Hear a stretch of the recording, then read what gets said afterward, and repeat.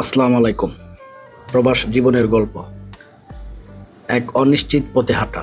আমরা যারা দেশ ছেড়ে বিদেশে গিয়েছি তারা স্বপ্ন দেখি ভালো জীবনের, কিন্তু মাঝে মধ্যে একাকিত্ব এরকম দায়বদ্ধতা আমাদের ঘিরে ধরে। অনেকেই বলে প্রবাসে আমরা যেন নিজের বাবা মাকে বৃদ্ধাশ্রমে রাখি, যেন তাদের সঙ্গ ত্যাগ করি, কিন্তু বাস্তবতা একটু ভিন্ন।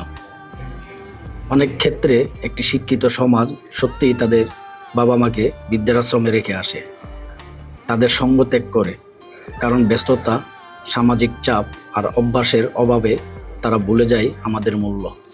কিন্তু আমরা চাই একটি শিক্ষিত সমাজ গড়ে উঠুক, যেখানে প্রতিটি পরিবারকে সম্মান, ভালোবাসা এবং নিরাপত্তা দেওয়া হবে। আমাদের এই গল্প আমাদের প্রবাসী জীবনের এক অংশ, যেখানে আমরা শুধু স্বপ্নই দেখি না, সেই স্বপ্নকে বাস্তবায়িত করার পথে এগিয়ে যাই।